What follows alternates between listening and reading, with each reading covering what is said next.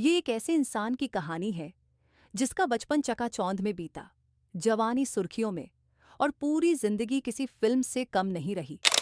जिसे कभी लोगों ने सुपरस्टार का बेटा कहा, कभी खलनायक तो कभी मुन्ना भाई। लेकिन सच्चाई यह थी कि उसकी जिंदगी सिर्फ एक फिल्म नहीं थी, बल्कि एक जंग थी। हर दिन, हर पल, हर सांस एक नई लड़ाई। ये कहानी है संजय दत्त की, एक ऐसे इंसान की जिसने गुनाह भी किए, सजा भी पाई और फिर पश्चाताप की राह पर चलकर खुद को दोबारा खड़ा किया। ड्रग्स की दलदल से लेकर जेल की सलाखों तक, मां की मौत से लेकर कैंसर जैसी बीमारी तक, और फिर उसी दुनिया में लौटकर मुन्ना भाई बन जाना। संजय दत्त सिर्फ एक नाम नहीं, वो एक मिसाल है, एक जीती जागती मिसाल कि जिंदगी चाहे जितनी भी टूट जाए, इंसान फिर भी जुड़ सकता है, संभल सकता है और उठकर खड़ा हो सकता है। चलिए शुरू करते हैं। चिसा संजय दत्त का 29 जुलाई 1959। यह वह दिन था जब हिंदी सिनेमा के दो चमकते सितारे सुनील दत्त और नरगिस के घर एक बेटे का जन्म हुआ। संजय का बचपन फिल्मी चकाचौंध में बिता, लेकिन इसके बावजूद वह हमेशा अकेला महसूस करता था, क्योंकि उसकी मां नरगिस बॉलीवुड की सुपरस्टार होने के बावजूद कभी उसे पूरा समय नहीं दे पाई। और वहीं से शुरू हुआ एक ऐसा संघर्ष जिसमें संजय को अकेलापन और नशे का सामना करना पड़ा। संजय ने अपनी फिल्मी करियर की शुरुआत रॉकी से की, लेकिन उसी वक्त उसकी मां कैंसर से जूझ रही थी और सिर्फ 3 दिन बाद, जब फिल्म रिलीज होनी थी, नरगिस ने दुनिया को अलविदा ले लिया।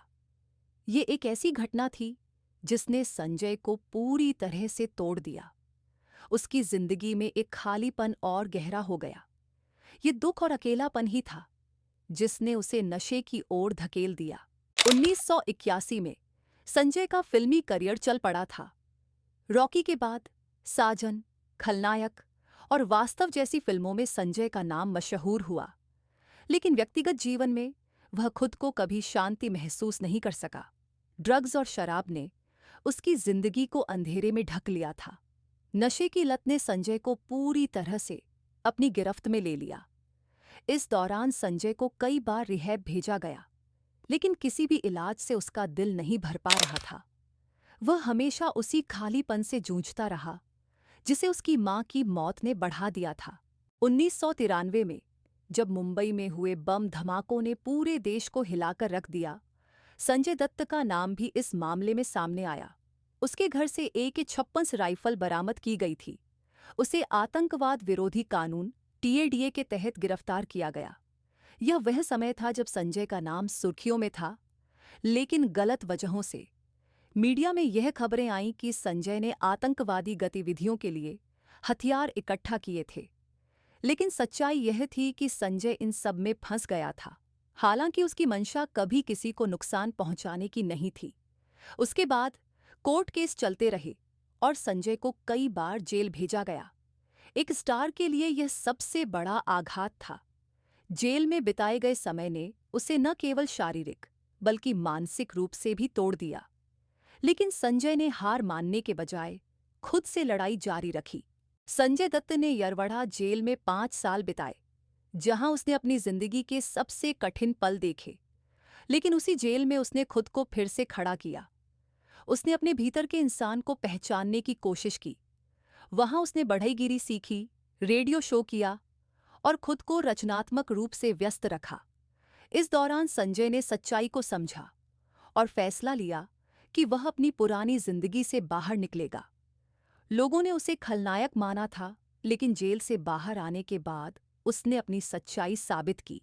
वह फिर से एक अभिनेता के तौर पर फिल्म इंडस्ट्री में लौटा और दर्शकों ने उसे गले लगा लिया। राजकुमार हिरानी की मुन्ना भाई MBBS ने संजय दत्त की जिंदगी को एक नया मोड़ दिया। इस फिल्म ने उसे एक ऐसा किरदार दिया जो हंसी, दर्द और प्यार का मिश्रण था। मुन्ना भाई के रूप में संजय ने लोगों के दिलों में जगह बनाई। इस फिल्म ने न सिर्फ बॉक्स ऑफिस पर धमाल मचाया, बल्कि यह फिल्म एक आंदोलन बन गई।